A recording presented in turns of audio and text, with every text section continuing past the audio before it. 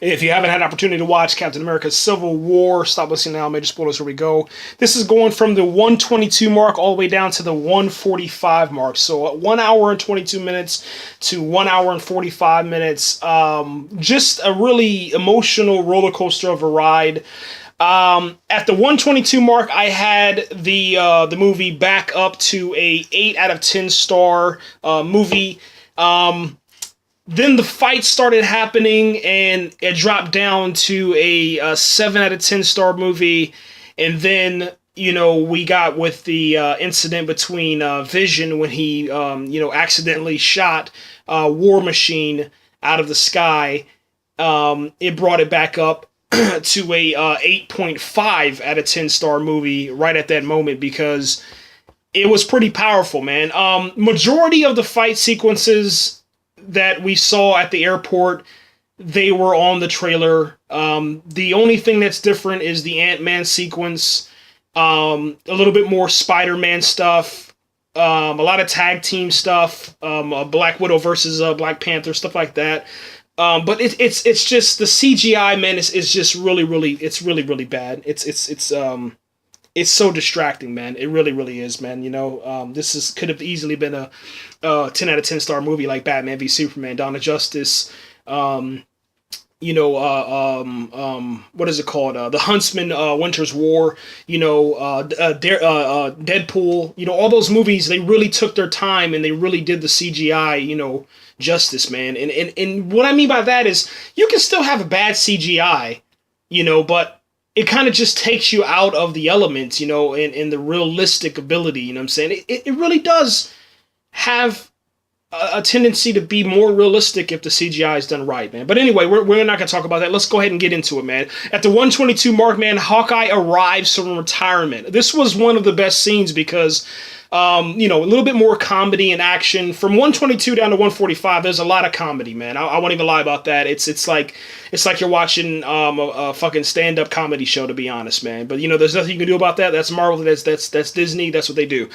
So Hawkeye comes. He's trying to rescue Scarlet Witch from Vision. So you get a Vision versus Hawkeye, and then after that you get a Scarlet Witch versus Vision. This was a really awesome scene, man. I'm not even gonna lie about that, and that's why I had it at 8 out of 10 stars, coming up from a 7.5 out of 10 stars. It just gave it that boost that it needed, man. The only thing that was bad is that whenever Scarlet Witch takes out Vision and she throws him down into the depths of hell, I guess, because she hits him 15 floors below the earth.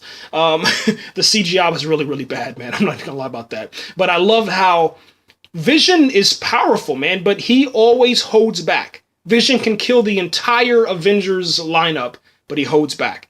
And he always holds out for Scarlet Witch, man. Really fascinating how they do that, man. 124 mark, man. Black Widow recruits Black Panther, and it was pretty cool to see the Wakandan, I guess you can say representation here in the world, and how much security he has, and the technology of Wakanda is so far advanced that she knew that. Black Widow knew that. She said you can find Bucky, within hours, and what would take us, a couple of days or a couple of weeks, you know what I'm saying? So it's pretty cool that they know that they actually said that, and they're acknowledging that, Wakanda is a powerful nation, man, inside of the Marvel Cinematic Universe, just like Wakanda is inside of the Marvel Comics universe. So yeah, pretty cool about that, man. Number 125, man, at an hour and 25 minutes in, man, Agent Blank, I'm not going to spoil who it is, man, she brings the shield and wings to Captain America, and they kiss. This one blew my mind because this is I think a day after the events of, Peggy Carter, her death, her funeral. And just like that, Captain America's moving on. I mean, don't get me wrong. I don't think that he should, hold on to, that, I guess. But, it's only been a certain amount of time for him. Let's say it's been 4 years, 3 to 4 years since he woke up. So what the hell, dude? It's crazy. Anyway, man, they kiss, man, and what was pretty funny about this scene is that Bucky and and Falcon are in the Bucky's in the back seat, Falcon's in the front seat. Falcon won't move his seat up. Bucky's like, dude, can you move your seat up? He's like, no. And so Bucky ends up moving to the other seat in the back seat, behind the driver's side, man. And then they both acknowledge that Captain America just got a kiss, and then they kind of nod their head like, yeah, that's what's up, man. And that's pretty cool, man. 125 or 126, Hawkeye, Scarlet Witch, they bring Ant-Man to Captain America and Falcon, and it's that same exact scene from the trailer, man. And that's what I said before. There's a lot of just repeat stuff from all the trailers, man, inside here. So you'll hear me say that a lot, man. Number 127, we get the airport evacuated, and then as soon as you hear that airport being evacuated, you know what's coming next, man. And that was probably just Marvel's cop-out scene, man. It would have been really awesome to see, some sort of realistic, stuff, man. Maybe an airplane trying to land, something, passengers looking, outside, the in the terminals looking out the windows, whatever.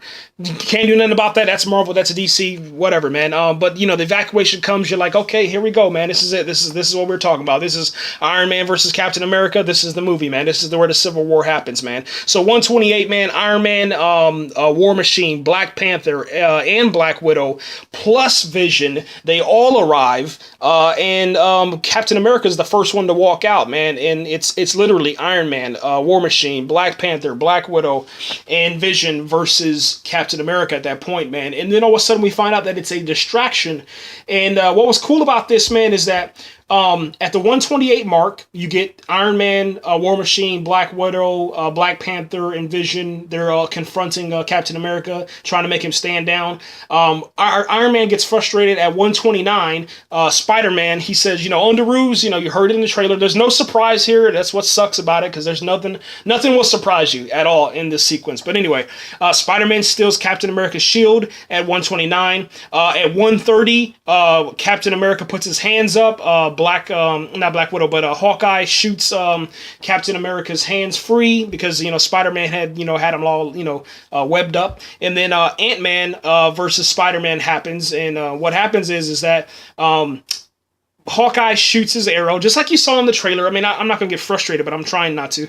But just like you saw in the trailer, Hawkeye shoots the arrow. Ant-Man's on the front of the arrow, and then, he shoots it, and then Ant-Man jumps on Spider-Man. And Spider-Man's like, oh, what's going on? What the hell? And then he, punches Spider-Man and flips Spider-Man, and then he gives Captain America back his shield, and he says, here you go, Captain America. It was funny, man, but it was just like, I've seen it already. 134, man, was, after they get done fighting and everybody goes back and forth, it's the same stuff. Spider-Man, holds Captain or the Winter Soldier's arm and says, oh, dude, your arm is metal. That's cool, man.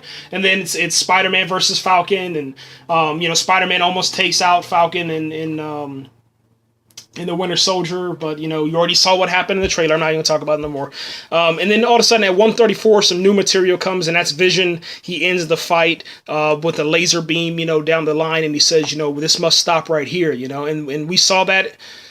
Once again, the superheroes, they line up, they do their face off, and this was the trailer scene, the exact same thing that you saw. 137 and 140, 141 and 142. We'll do all these together real quick. One of my favorite lines was something just flew in me. Something just flew in me, or flew through me, I guess you could say, but I think he said flew in me, and that was Ant-Man referring to Vision as he went through him. Ant-Man gets really giant, he gets really big in the sky, and then Spider-Man says, you guys remember that old movie from way back in the day, Empire Strikes Back, and then they do the Empire Strike Back scene. That was nothing original, nothing new. You knew it was going to come. As soon as Ant-Man got big, everybody knew that. I mean, it's whatever. I guess, kids of this generation will enjoy it or whatever, but whatever. 142, man, Spider-Man is done. He's told by Iron Man to, stand down, step down. He says, I'll call Aunt May if you don't stay down. And then Spider-Man says, I'm done. And that's the last that we've seen of Spider-Man after 142. And haven't seen him since, man. 145, man, Vision hits War Machine, and War Machine goes down. We don't know if he's alive or dead, meaning that we don't know if he's going to live or die, I guess you could say, but he has vital signs. So, once again, there isn't any sort of risk. There isn't any sort of... There's nothing... There's nothing, guys. I can't even. I can't describe it to you. You know, Spider-Man. I mean, yeah, Superman died in Batman v Superman. Um, you know, we didn't see that coming. We didn't know they were going to kill off Superman. No one knew that.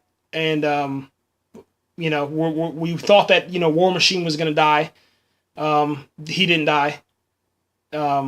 So far, we've only lost, you know, Peggy Carter in this movie, and you know, it's a 1 hour and 45 minutes into the movie, and there's just nothing. There's just nothing at risk. There's nothing risked at the movie, man. There's nothing. But you know, I'm still, you know, enjoying it a little bit, man. But I don't know. Whatever, man. I'm done. We'll see what happens, man. Let me know what you guys think. Right later.